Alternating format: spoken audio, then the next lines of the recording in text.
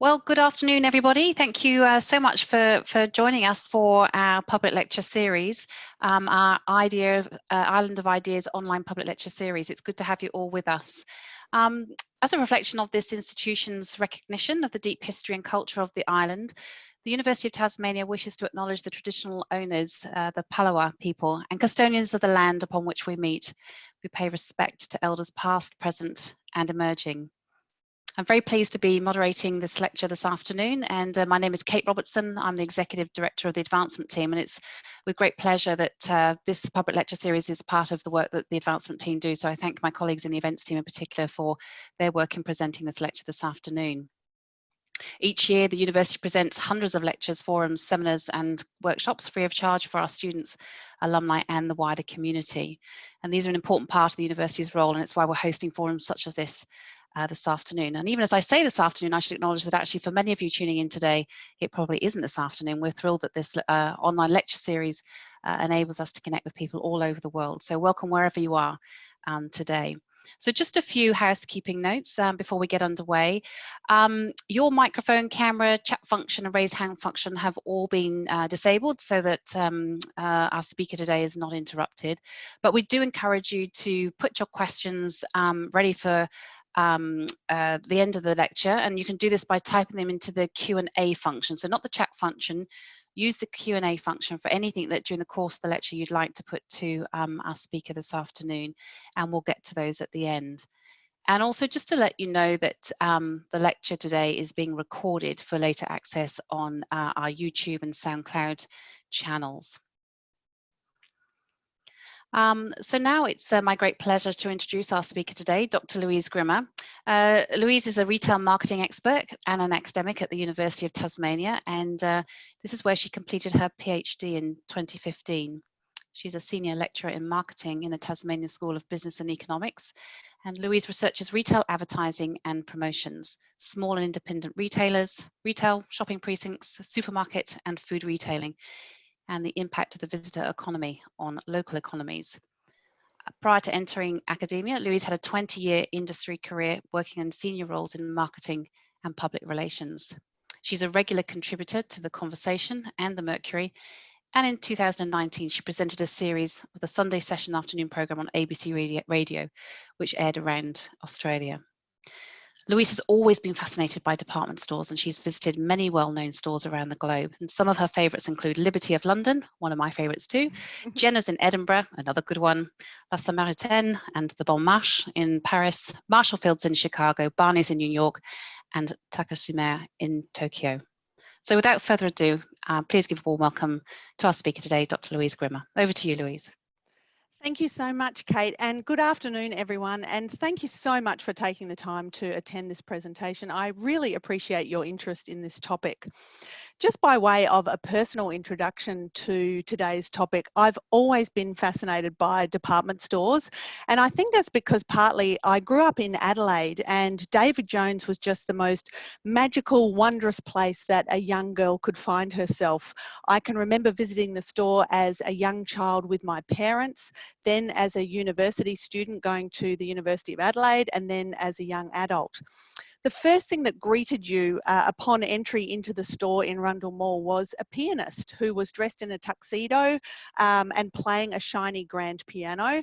And then as you moved further inside, you could smell the combination of perfumes from the cosmetic counters and the fresh flower arrangements that were dotted around the store. The store itself, as you can see from these photos, was spotlessly clean. It was shiny, it was luxurious. There were staff everywhere, and even the elevators were staffed by uniformed guides. At Christmas, the store went into overdrive, and the decorations, the displays, the Christmas hampers were the stuff of retail aphrodisiac. Now, the other major retailer that was operating in Adelaide when I was growing up was John Martin's, sadly no longer in business, but they were very significant because each year they presented the John Martin's Christmas pageant. Now, this was a very important event for the children of South Australia because people came from far and wide to attend this event. This was a huge undertaking. It was a fully professional pageant. It took a whole year to prepare, and you could only be involved in the pageant as one of the characters, as you can see on the screen, if you actually worked for John Martin's in any capacity, or if you were the child of someone who worked at John Martin's. My father worked in the art department for a short time, creating displays for the visual merchandising in the department store and working on many of the pageant floats. And these were very sophisticated floats with automation and a great deal of detail and decoration. And so when I was about 6, this is back in 1977, I was selected to take part in the John Martin's Christmas pageant. This was a very exciting thing for me. The Plum roles in the pageant were to sit astride these 2 floats here. Now, these were Nipper and Nimble. The reason that they were so important was that they came directly before the Santa float, which was obviously the main attraction for everyone attending the pageant.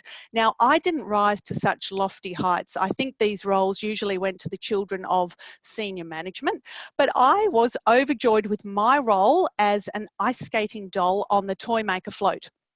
And I can still picture that day in great detail. Now, the pageant was an extremely important activity for the Adelaide retail industry because it very clearly and very colourfully marked the start of the Christmas shopping period, the most important time on the retail calendar. It signalled the opening of Santa's magic cave inside John Martin's department store, which meant that Christmas shopping could start in earnest. Now, I've mentioned the pageant here because this type of experience provided by a department store is a perfect example of the type of exciting and innovative activities that department stores offered. And it's really what cemented their status as leading retailers for many years.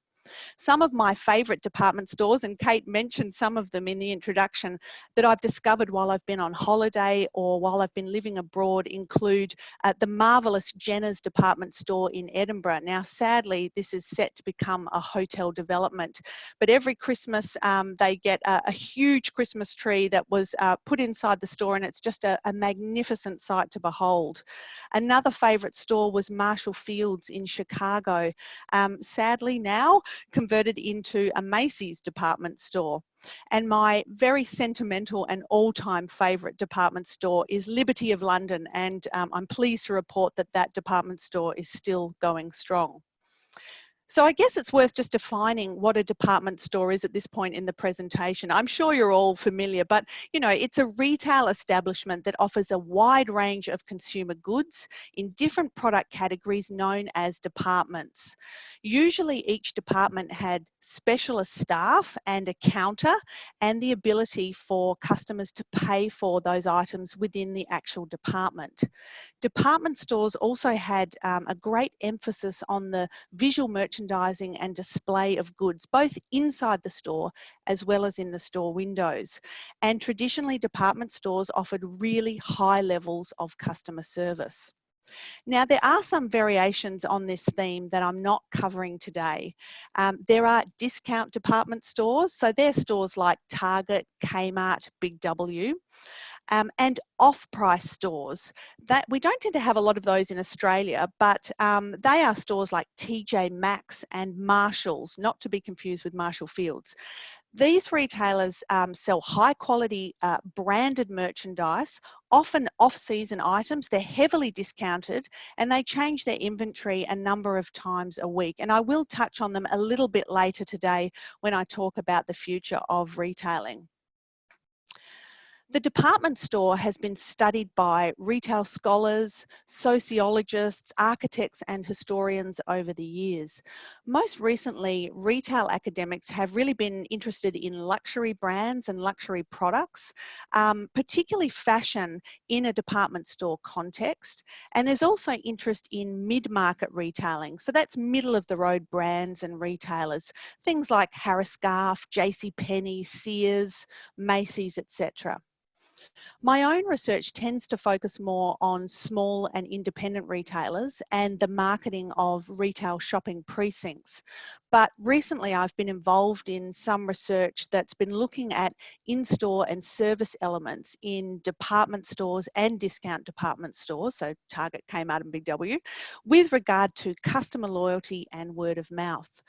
I'm also involved in another retailing research project, which is looking at a type of consumer that we call a treasure hunter. And they're the sorts of people who like to shop in those off-price department stores that I just mentioned earlier.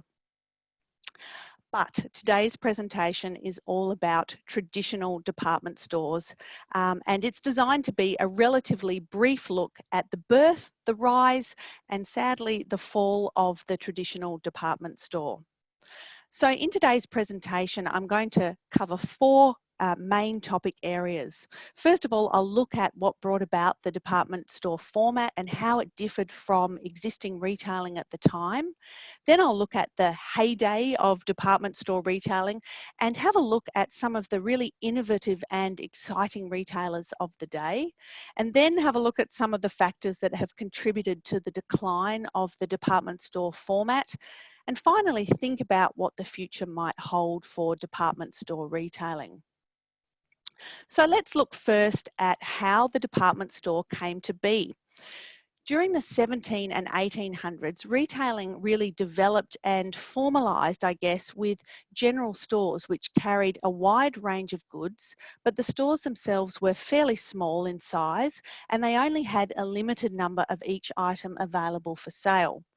Factory manufacturing started to replace craftspeople and artisans, and in the early to mid 1800s, pharmacies started to appear, as well as other specialist stores like bookstores, shoe and jewellery stores.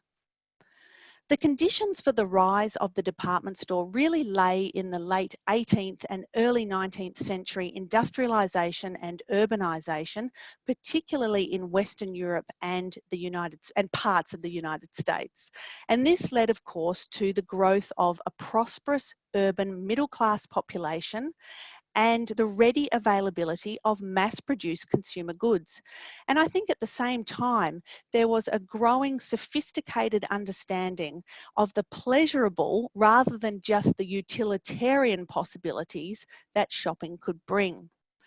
In modern major cities, the department store format made a very dramatic appearance in the middle of the 19th century. Now, there's always debate about what was the very first department store. I tend to think of Paris as being the epicenter of the development of the concept.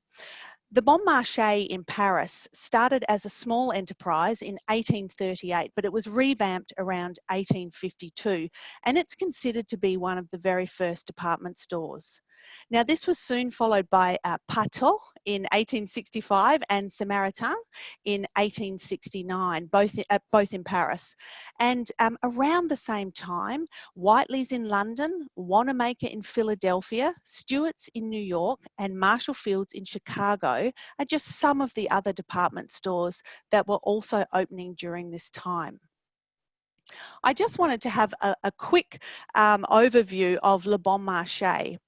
It started off as a novelty shop called Lebon Marche, and it was founded in 1838, as I said earlier. It sold things like lace, ribbons, sheets, mattresses, buttons, umbrellas, and other assorted goods.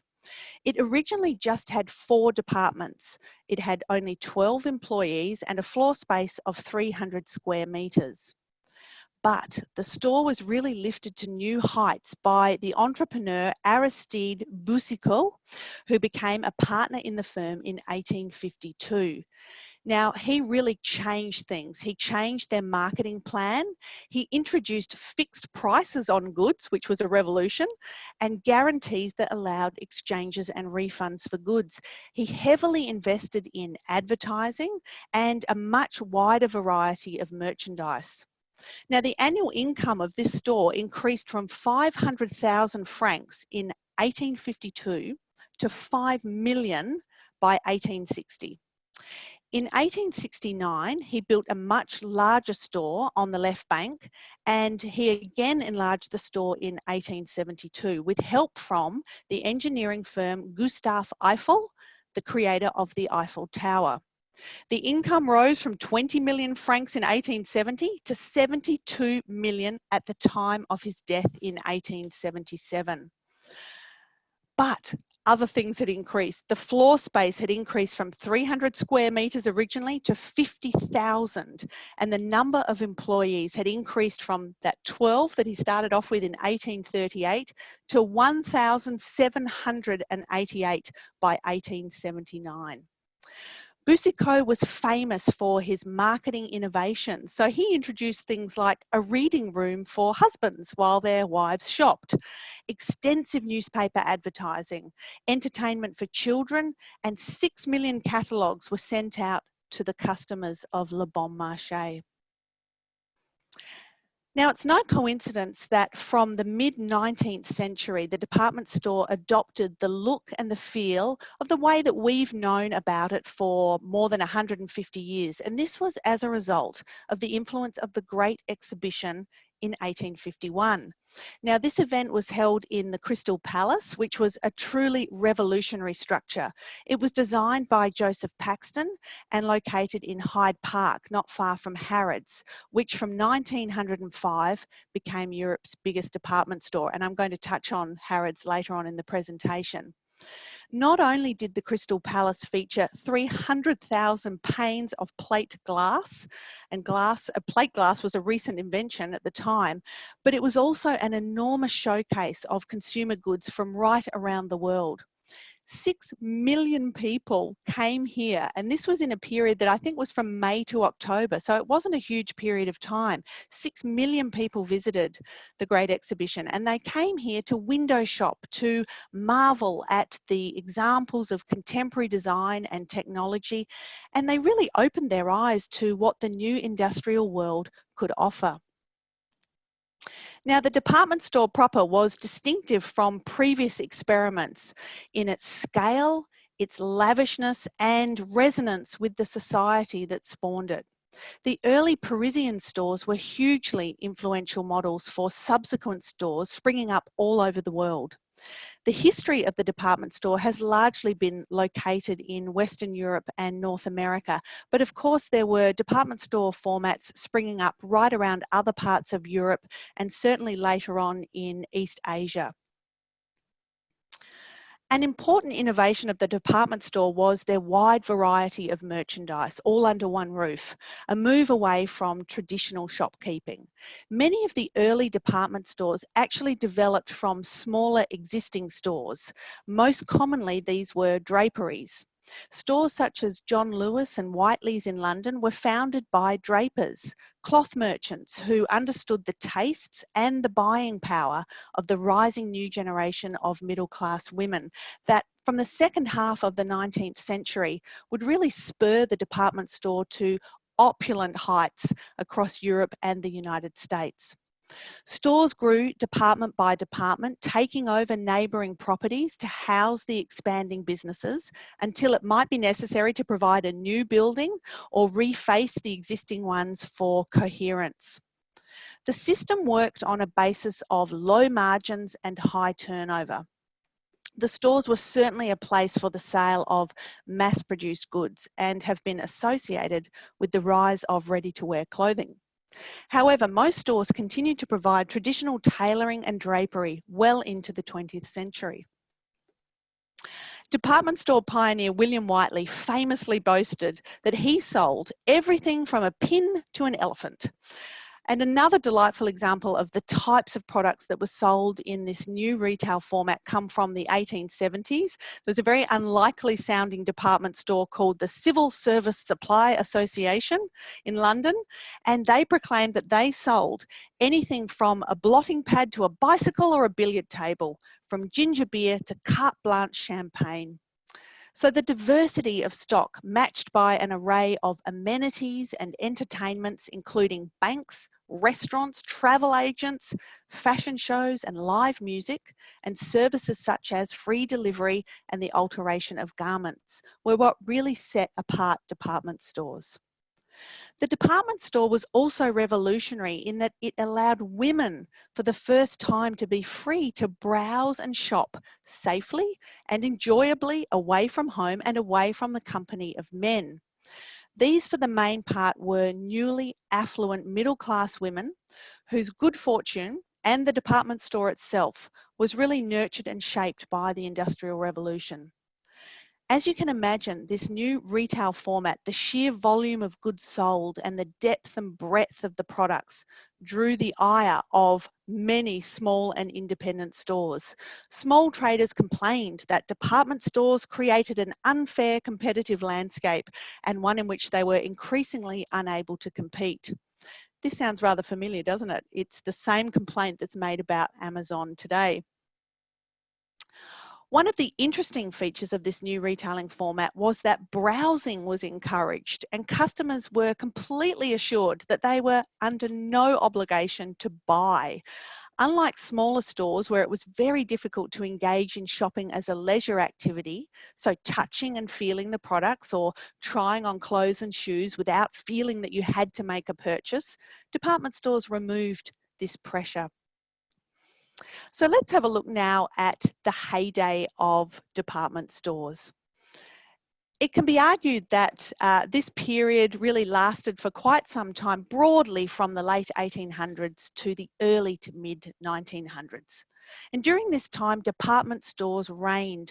Shoppers flocked to these stores, which were places that offered so much for consumers that people could actually spend a whole day just visiting one store. Customers would dress up to dine at department store tea rooms and restaurants. Women would arrive with young children and they could entrust them to in-house babysitting services that then allowed them to sit in peace with store associates. And those associates worked as stylists to find items that suited women's tastes for themselves and for their homes. Relationships developed between retailers and their customers, and shoppers could have their purchases delivered to their home. Important department stores were situated in urban centres on principal shopping streets, working in conjunction often with other shops, entertainment venues and transport networks. However, well-heeled suburbs also had department stores in their high streets. As the success of department stores grew, so too did the size of the stores. Huge stores were built in town centres where they often occupied entire city blocks. And these stores really served to act as a linchpin on high streets, attracting other shops to open and attracting growing numbers of shoppers, which benefited all of the retailers in the area. And that sort of influence has lasted right up until 2020 today. But what really marked out department stores were the array of services that they offered, in addition to the vast selection of products for sale, and all under one roof. Those services included toilets and powder rooms, tea rooms and restaurants, food halls, special activities such as fashion shows, Father Christmas, music provided by string quartets and pianists, exhibitions and art galleries, even rooftop golf courses and novelty acts. Now, this approach served to ensure that department stores were a real destination. They were the place to visit. They were colourful, they were exciting, and they were cutting edge. The major department stores of each important city, so for example, if we think of Harrods, Liberty and Selfridges in London, quickly became landmarks and cultural institutions cited in guidebooks as tourist attractions.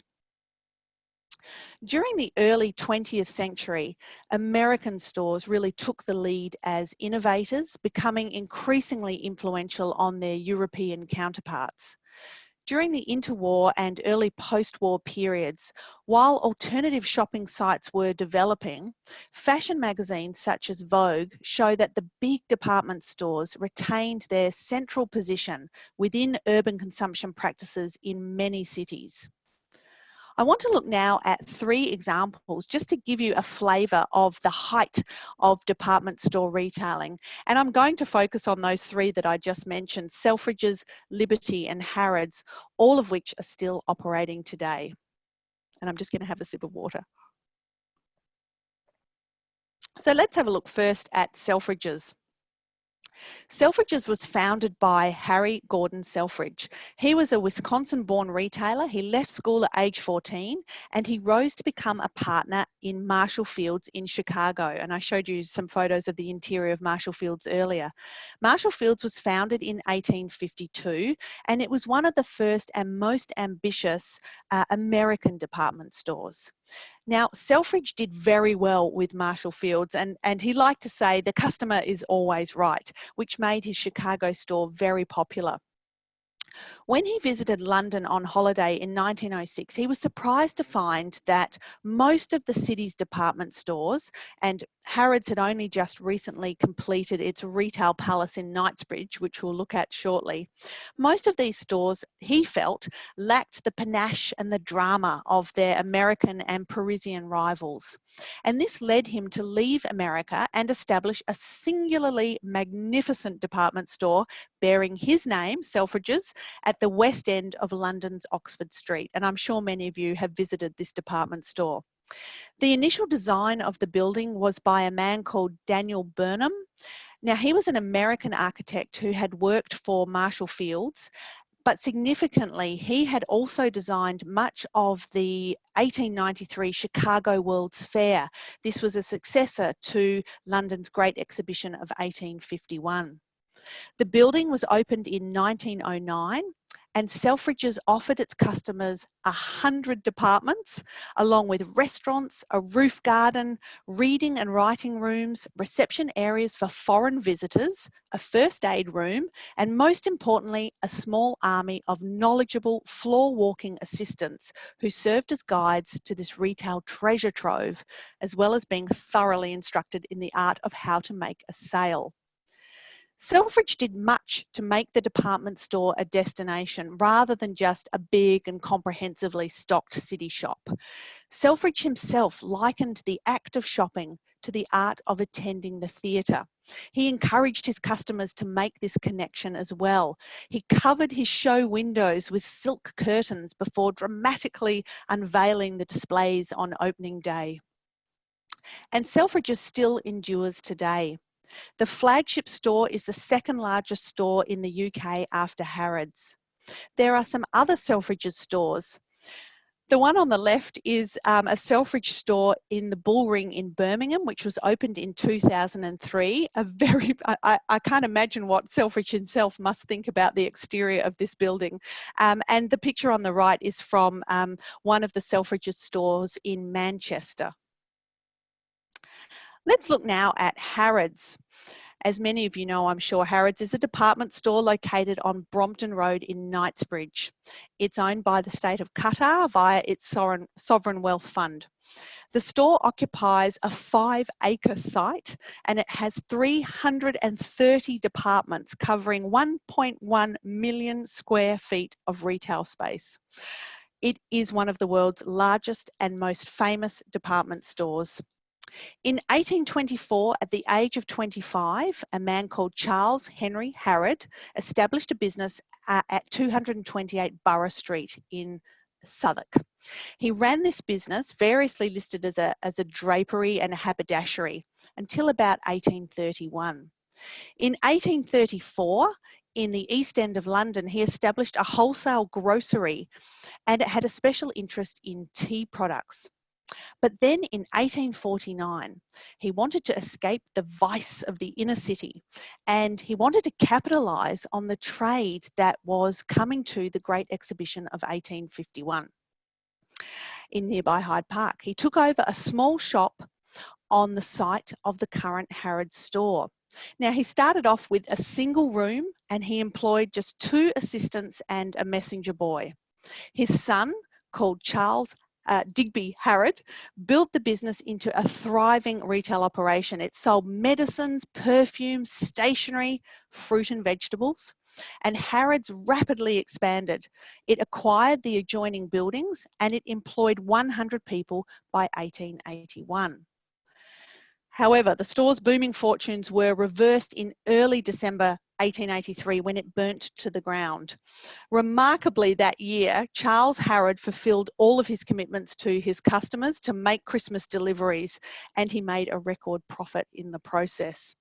In short order, a new building was built on the same site, and soon Harrods extended credit for the first time to its best customers. Now, some of these customers included very famous people: Oscar Wilde, Lily Langtry, Charlie Chaplin, Noel Coward, Gertrude Lawrence, Laurence Olivier and Vivian Leigh, Sigmund Freud, A.A. Milne, and of course many members of the British royal family. In 1898, Harrods debuted England's first moving staircase, an escalator, in their Brompton store. The device was actually a woven leather conveyor belt, and nervous customers were offered brandy at the top to revive them after their ordeal of travelling on this first moving staircase. The department store was acquired by the House of Fraser in 1959, and it was then purchased by the Fayed brothers in 1985.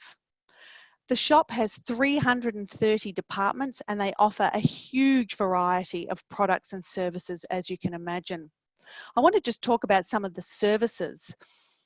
They offer 23 restaurants serving everything from high tea to tapas to pub food to haute cuisine, a personal shopping assistance program, which is called By Appointment, a watch repair service, a tailor, a dispensing pharmacy, a beauty spa and salon, a barber shop, and on and on.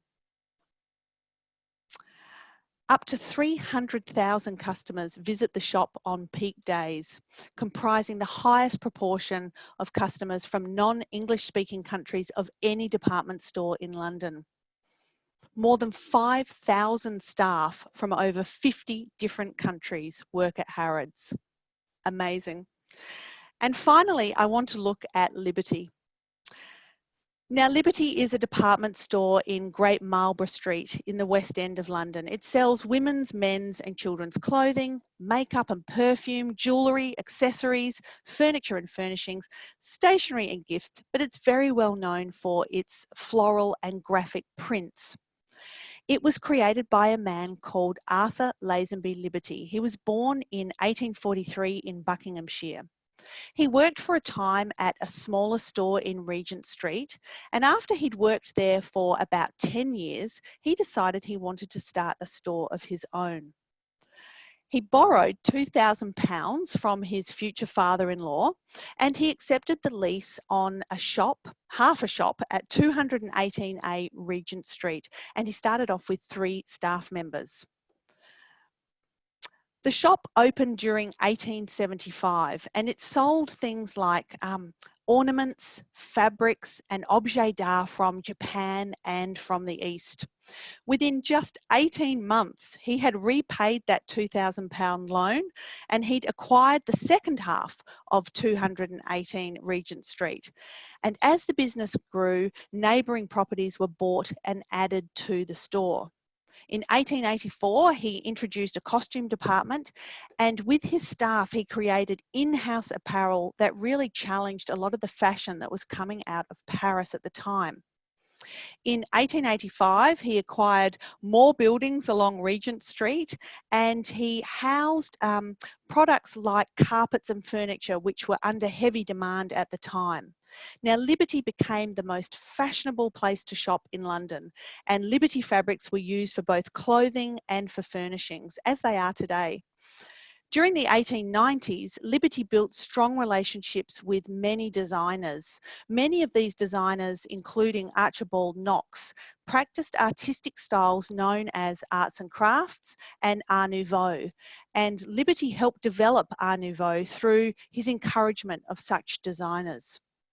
The Tudor Revival building that stands today was built so that trading could actually continue while renovations were being completed on other parts of the premises. And in 1924, this store was constructed from the timbers of 2 ships, the HMS Impregnable and the HMS Hindustan. The frontage on Great Marlborough Street is the same length as the HMS Hindustan, and it's a Grade 2 listed building. This is a Lego that I would very much like to have in my own home, but I'm not sure that it's available for sale. The Emporium was designed by a man called Edwin Thomas Hall and his son Edwin Stanley Hall. They designed the building at the height of the 1920s fashion for Tudor revival. The shop was engineered around 3 light wells that formed the main focus of the building. Each of these wells was surrounded by smaller rooms to create a homely feel. And for those of you who visited the store, it still has that same homely feel, creaky floorboards. Many of the rooms had fireplaces, and some of those still exist today. Now, really sadly, Arthur Liberty died in 1917, 7 years before the completion of his beautiful store. Liberty during the 1950s continued its tradition for fashionable and eclectic design. All departments in the shop had a collection of both contemporary and traditional designs. In 1955, Liberty began opening several regional stores in other UK cities. The first of these was in Manchester, and then they opened up other smaller stores in Bath, Brighton, York, Chester, Exeter, Norwich and Kingston upon Thames. But in 1996, Liberty announced the closure of these stores. They hadn't been successful. It instead focused on its flagship store and on some smaller outlets that it had opened at various airports. Liberty has a history of collaborative projects, from those with William Morris and Dante Gabriel Rossetti in the 19th century to Yves Saint Laurent and Dame Vivienne Westwood in the 20th. They've also recently collaborated with well-known brands such as Nike, Doc Martens, Hello Kitty, Barbour, Vans, Manolo Blahnik and even Uniqlo. Subsequently, in 2010, Liberty was taken over by a private equity firm called Blue Gem Capital in a deal which was worth £32 million. There is a delightful series that's available. I'm really trying to get my hands on it to get some DVDs that can be played in Australia, but it's a documentary about Liberty and their managing director, a man called Ed Burston. And it really chronicles the amazing staff who work in this store, who are very, very passionate and knowledgeable about their own department and the products that they sell in that department. So that takes me, I guess, to the next part of my presentation today, which is really looking at the way that department stores, I guess, have fallen out of favour over time. It seems that many department stores around the world are really now in terminal decline. Before we go back and look at some of the factors that have contributed to this decline, I just want to mention that over the last 2 years, and I won't even talk about 2020, but 2018 and 2019, these were horror years for retailing in many countries, and some commentators have even called this period the retail apocalypse. All types of retail formats, small and large stores, independent traders, national chain stores, global retailers, global fashion retailers have all suffered during this time, including department stores. But the decline of the department store actually started quite some time ago. Now, of course, there are specific reasons for the failure of each different department store group, and these include their own internal management decisions as well as external influences that are specific to different economies around the globe. But there's no doubt that there are factors that are common in contributing to the decline of the department store format over time. Starting around the 1960s, there was increased competition from specialty stores, from national brands and chain stores, as well as the popularity of shopping centres and out-of-town shopping malls. The rise of the suburbs and the automobile paved the way for a new style of shopping centre, away from downtown areas and away from city shopping. This competition started to lead to the slow decline in the cultural and economic importance of the city department store. Shopping malls offered regional, decentralised and fully enclosed shopping complexes. The format was pioneered in 1956 by the Austrian-born American immigrant Victor Gruen. This new generation of regional-sized shopping centres started with his very first shopping centre, which was the Southdale Centre in Minnesota, and he opened this in 1956. When the shopping mall format was developed, it was really important to sign up larger department stores. They were necessary to really ensure the financial stability of these huge projects because they would draw retail traffic that would result in visits to the other smaller stores also operating in the mall. These larger stores we call anchor stores. In a physical configuration in a mall, anchor stores are normally located as far away from each other as possible so that you maximise the amount of traffic that travels between one anchor store and the other. And for a time, this worked beautifully. Now, the rise and fall of shopping malls is another presentation in itself, but suffice to say that the decline of shopping malls has severely impacted on the fortunes of department store chains, which had for a long time acted as very important draw cards for these malls. America has an oversupply of malls, and the growth rate of malls between 1970 and 2015 was over twice the growth of the American population. And despite all of these new malls being developed, visits to malls actually declined by 50% between 2010 and 2013, with further declines in each successive year. The move to shopping centres really exacerbated the problem of creeping homogeneity as specialty stores stole share from each department in the department stores that were situated in the shopping malls. And it was the malls rather than the department stores themselves which actually provided compelling experiences for shoppers. Then came the advent of outlet malls, and soon department stores were forced to compete on price. Many department stores now are just a place where customers go for a sale. High levels of consumer service, which were once so central to the department store format, disappeared. If you walk into many department stores now, you're faced with an array of merchandise, but you can't find anyone to help you. And so both the shopping mall and the department store format have really fallen out of favour with shoppers. Then later, another threat came from the global spread of the internet, personal computers, and then smartphones. And of course, most recently, the rise of online shopping. Let's look briefly at online shopping and department stores. In Australia, both Myer and David Jones were really very slow to adapt to the rise of the internet and the possibilities that online shopping could offer them. In fact, it took a good few years for either of these brands to really recognise the power and importance of having an online offering for their customers. Now, in the meantime, while they were sort of struggling and trying to develop an online offering, customers had found other places to shop online, and many of them never returned. If we look at COVID-19 briefly, this has really exacerbated a lot of the issues affecting retailers, as many were forced to shut down during stay-at-home orders issued in an effort to mitigate the effects of the pandemic. At the same time, because we had to shop online, online shopping has been booming. Buyers have stated that they would deliberately buy products from certain categories: food and drinks, hygiene, household cleaning, clothing, importantly, health and consumer electronics online rather than in person during COVID-19.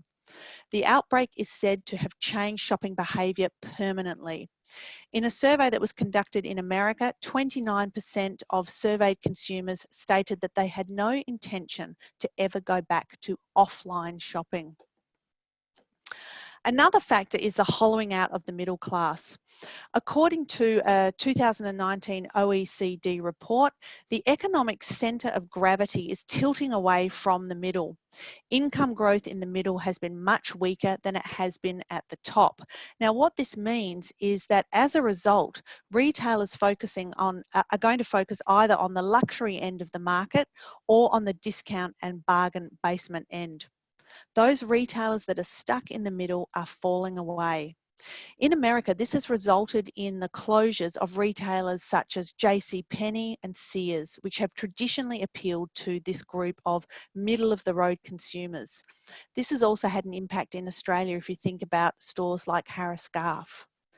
Importantly, and at the same time, there's also been a shift in consumer spending away from material purchases towards things like dining out, other experiences, and of course, travel. In the United Kingdom and in the United States, we've seen multiple examples of department stores going under, closing their stores or just limping along. If we look to the UK first, examples of department store retailers that have closed or are in trouble include British Home Stores, Debenhams, House of Fraser, and even Marks & Spencer have announced the closing of around 50% of their physical stores. In North America, JCPenney, Neiman Marcus, Sears, Barney's New York are all suffering. And here in Australia, Harris recently announced closures, and Myer and David Jones also remain vulnerable, and even more so in the light of COVID-19. So what does the future hold for department stores? While the number of people choosing to shop online continues to grow, and it's certainly grown during COVID-19, in-store shopping is still the preferred method for many, many people. Pre-COVID-19 online sales in Australia only accounted for around 8 to 10% of all retail spend. And for online grocery shopping, this figure pre-COVID-19 sat at around 4 to 6%. Now, of course, those figures have increased over the last few months where we've been in lockdown and we've been forced to shop online. But as we emerge from lockdown, I think it's really important to remember that most people actually want to shop in physical stores. Yesterday in Tasmania, Myer opened up in Hobart and Launceston, and there were significant numbers of people who flocked to those stores, and that of course benefits the small retailers and cafes and other businesses that are operating nearby. The reason people want to shop in stores is they want to touch and feel the products. They want to smell the fruit. They want to try on clothes and shoes. They want to sample cosmetics and smell perfume. And a lot of the time, they want to receive a good level of customer service in particular shopping environments. If we think about retail elements that are very appealing for customers, so things like private labels, home delivery, knowing the customer really well, wowing them with the right merchandise, an appealing store environment, and a high level of customer service, these are exactly the elements that department stores presented for shoppers in their heyday. What's more, the amenities they offered during this time really align with the attributes that academics and analysts believe that retailers must have now in order to grab and keep consumer attention. But the future really doesn't look bright for many department stores around the globe. Some of the pictures that I showed you earlier reveal many department stores are no longer places of wonder and excitement. They're drab, they're untidy, they're uninspiring, and consumers are voting with their feet and shopping elsewhere. Many stores are just limping along, trying to compete on price and really lacking the ability to innovate. As department stores have stumbled, off-price competitors have gained strength. These are the stores that I mentioned at the start of my presentation. And it's not just because they offer low prices. Department stores haven't really been able to compete with these off-price competitors because the merchandise in department stores traditionally has remained static, except for a smaller selection of seasonal items. If they could adopt a faster moving supply chain, department stores could try and cater for this group of consumers who are really seeking surprise discoveries as part of a favourable in-store shopping experience. Off-price stores really present this group of customers with something that's new, exciting, an experience of a treasure hunt. They really give a consumer a catalyst to buy because the inventory churns over so quickly. If you don't buy that handbag today, you can bet that it won't be in the store tomorrow or a few weeks from now. Department stores might never get to the point where they can offer this off-price offering in all of their departments, but it's something that they probably need to start to deliver on some level as part of their in-store experience. As many consumers continue to look elsewhere to shop, department stores also need to rethink their loyalty strategies. This is one area where department store retailers actually have some really strong inbuilt advantages. Their best customers are actually extremely loyal. Macy's reported that 10% of its customers comprise 50% of its sales, and Nordstrom's 10 million active loyalty program customers represent more than 50%. Loyalty programs should leverage this real-time data that's available to department stores to entice current customers to shop more often and to attract new shoppers with benefits such as unique experiences and personalised deals. It's all about knowing who you are, what you buy, why you buy it, and what drives your behaviour to buy it. And that's where loyalty comes in. But you have to use this information wisely. If I give you a promotion of 40% off sporting goods, but it's clear from my data that you've never played sport in your life, then that's not really a good motivating promotion to drive that customer traffic. That's why these companies are investing more in big data.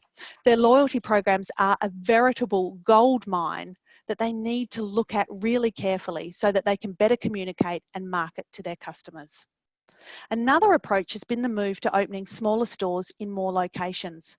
Now, Nordstrom local stores have been opened in New York and California. These stores actually carry no stock.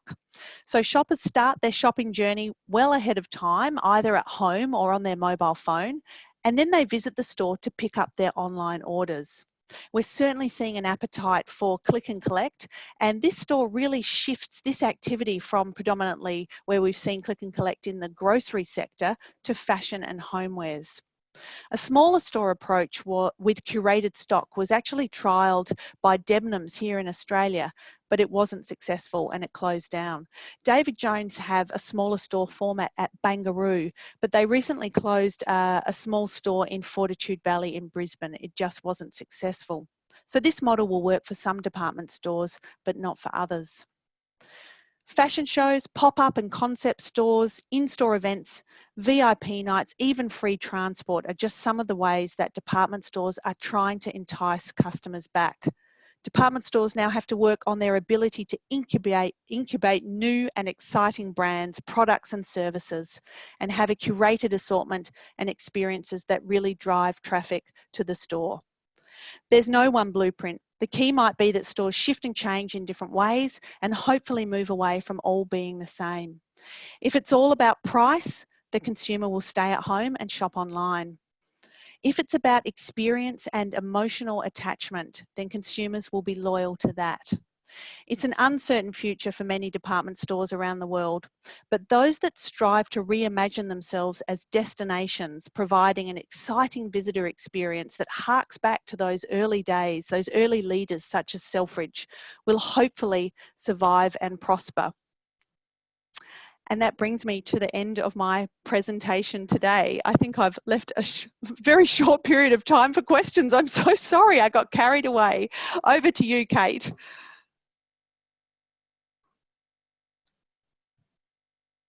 As a Brit and then a resident of Adelaide, I found myself feeling quite nostalgic with all those photographs. One of my very first jobs was in Liberty, so it was lovely to see all of those shots. Oh, how wonderful.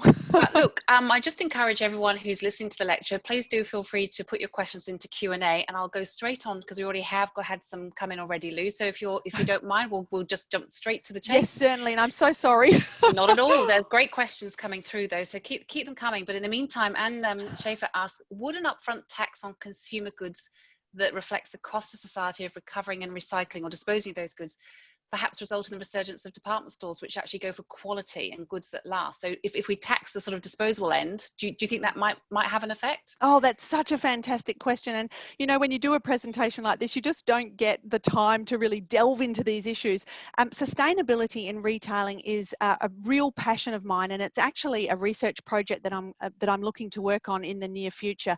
I think that could definitely be some sort of solution. That's not going to be popular with fast fashion retailers, for example, but we have to do something. The questioner is entirely correct. We are producing and consuming way more goods than the planet can sustain, and fast fashion in particular has been a guilty culprit. We need to do something, and I think I'm not advocating for a tax necessarily, but we certainly need to be promoting, I think, this notion of buying good products that last, and you might pay a little bit more money for them, but we need to know the provenance of products, what their impact on the environment has been, that they've been produced ethically and sustainably. For a time, that's going to cost consumers a lot more money, but I think we are going to see much more consumer concern about the provenance, the ethical background, sustainability of products, and I think think COVID-19 has really emphasised this for a lot of consumers. Now, obviously, it's not for everybody. You know, we're looking at this from a fairly affluent background. A lot of these cheaper products appeal to people who don't have the financial capability to buy some of the products that perhaps you and I might buy. But I think that the questioner is correct. We're going to have to do something, because we're certainly producing and consuming way more than we can sustain. Thank you, Louise. John Hayton asks your view about the development in Melbourne, where Myer have halved its space with half becoming a building of specialist stores. What do you think about that as a strategy? Look, I think anything that can get people off their sofas, off their laptops or their mobile phones, and shopping into stores is really important. You know, thinking back to when I was talking about my childhood with David Jones, we had Friday night shopping. It was a massive thing. Everybody went to Rundle Mall on a Friday night, and everybody shopped, and it was a social, it was a community activity. And I think any sort of development that promotes, as we just said, sustainable, ethical retailers, and provides people with an activity, a way to connect with other people, is always going to be something that I think is important. It's important for local communities, whether it's a CBD, whether it's a country town, whatever it might be, and whatever your views on retailing and consumption are, certainly going to the local shops. And it's not all about shopping anymore, particularly in the UK. It's about introducing services and events and all sorts of other things that complement the retail offering. But it's all about, I think, trying to get us, you know, this is rather ironic, isn't it, out of our homes and back around with other people. So I'm all for those sort of developments. I mean, I think it's as you alluded to in your presentation, and just then, it's actually way more about a kind of economic thing or a retail thing. It's a community engagement thing, very, very experiential. Yes. The inspiration, the lift, the kind of, as you say, there's sort of touching, the feeling. And as you say, COVID-19 really shines the line, perhaps quicker than we might otherwise have got there, to realize what do we actually value in that human contact and human interaction. So convenience is one thing, but the kind of in a way, the endorphins that come from a physical experience, if it's done well, is important. Yes. So Benjamin Graham in particular was saying, do you think that department stores ever can relive their glory days? Is that even, you know, is that even possible now? And I think you've actually already answered that, but it's sort of much on people's mind. Could department stores reclaim, perhaps if they ever were, as you were talking about with those out of town shopping malls, as their place as the anchor for a more vibrant high street place? Do you think we can see that? Is that even possible in an internet and COVID-19 world? I think some department stores can. I think many can't. And you know, just given the constraints of time, and I would have loved to have shared so many more sort of, you know, if you go onto the internet and Google dying shopping malls or dying department stores, it's a pretty scary images that you'll be confronted with. Some department stores can. You know, the ones that I profiled in the presentation today, they've got that magic about them. They're different. The ones that are not surviving are, they're not exciting places for people to go. They don't have any customer service. You can't find anyone to help you. The products you can get online pretty easily. There's nothing that's really setting those stores apart from the competition. So I think some can. And I think, as you say, you know, in the old days, well, even in some of those big flagship stores that still exist, the place of inspiration through windows, those sort of Christmas moments where you go for the experience and the magic and the drama, the theatre of it all. That's all part of it, isn't it? That's right, and that's an important element of physical shopping, isn't it? Otherwise, we can just buy things online, and we've shown that we can do that very quickly over the last couple of months. But to get people back into stores, you've got to give them a really compelling reason to come into your store. And some of the department stores are great at it, but sadly, some of them are really not exciting places for people to be. Quality rather than quantity seems to be the way to go. Now we've got literally 2 minutes, so I'm going to have 1 minute for this last question. So this might be a yes or no answer. Okay. John Hayton also asked to what extent you think private equity has been part of the destruction of department stores. So loading so many with unsustainable debt. I mean, do you think that's a factor in the decline of department stores? Yes, I think that's certainly, I'll say a bit more than yes, but yes, I think that's certainly a factor.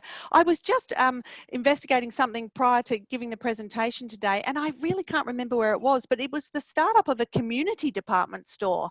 And it was where a local community were getting together. They lost their department store, and I really wish I could remember where it was.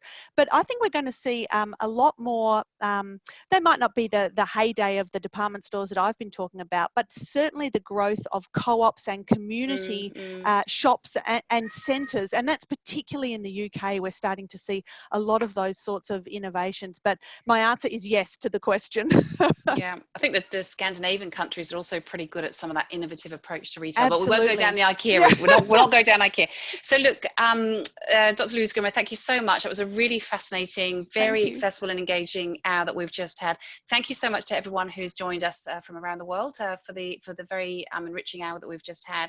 I would encourage you to look at the remaining Island of Ideas lecture program that we have on your screen. You should be able to see those now. So you can see we've got a whole bunch of them still coming up through June and July, and they'll continue to roll out through the year. So they're free, they continue to be accessible. If you can't make the date, then do look on and download them for future use. And please do spread the word. We'd love to have more people join us on our public lecture program. But thank you so much, Louise. Very engaging afternoon, and good afternoon, good day to all of you, wherever you may be. Thank you. Thank you. Thanks, Kate. Bye, everyone. Bye.